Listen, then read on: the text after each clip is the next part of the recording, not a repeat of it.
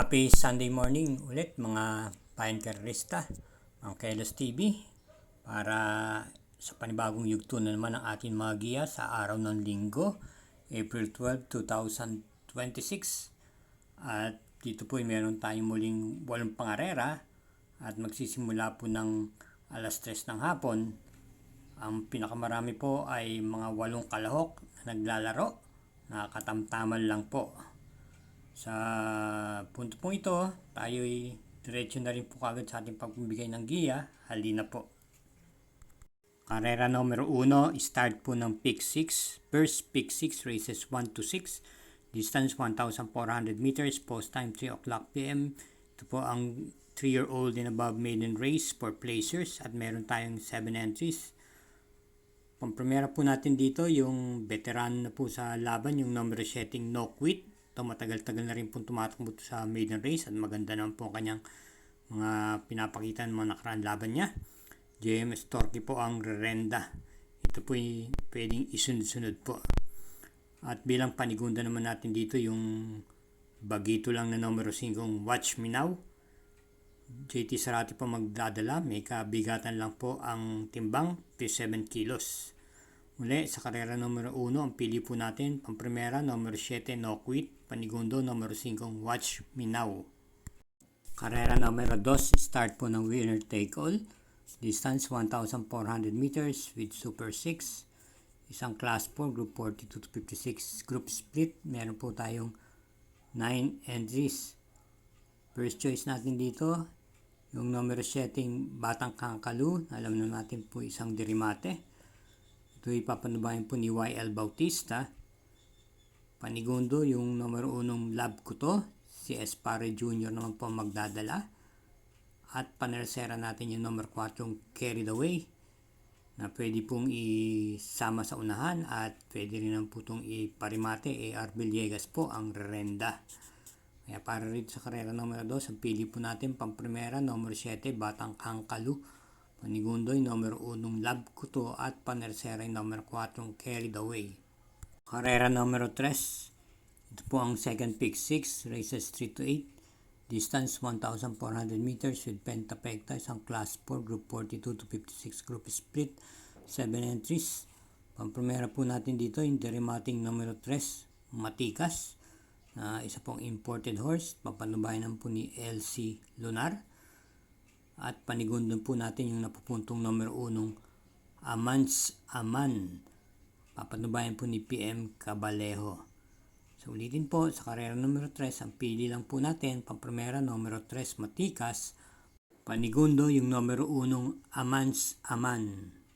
Karera numero 4, start po ng pick 5, races 4 to 8, distance 1,400 meters with Super 6, isang class 4, group 42 to 56, group split, 8 entries. Ang primera po natin, yung maganda po ang tinatakbo, yung number 4, Controller. Ito po ay kinambyo naman po ngayon kay JL Paanong Renda. Pwede pong isabay sa unahan at isunod lamang.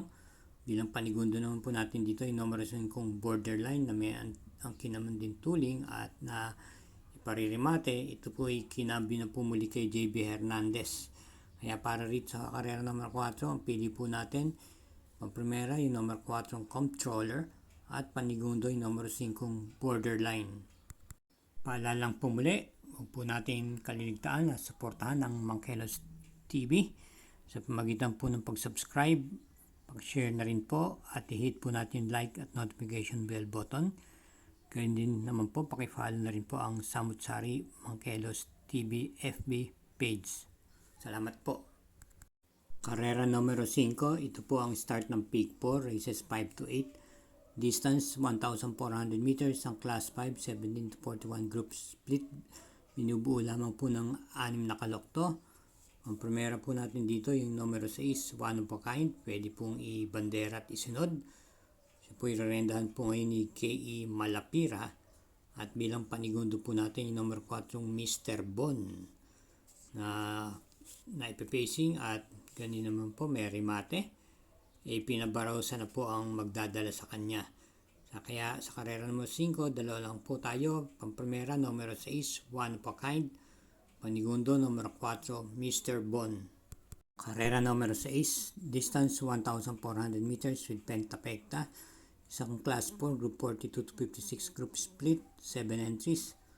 Ang panalo po natin yung galing sa panalo at maganda po kagad ang ikinilos mula nung galing sa bakasyon. Yung numero 2, M Butterfly, papatnubayan po ni NC Lunar. Ito po ay pwede pong iuna sa harapan to.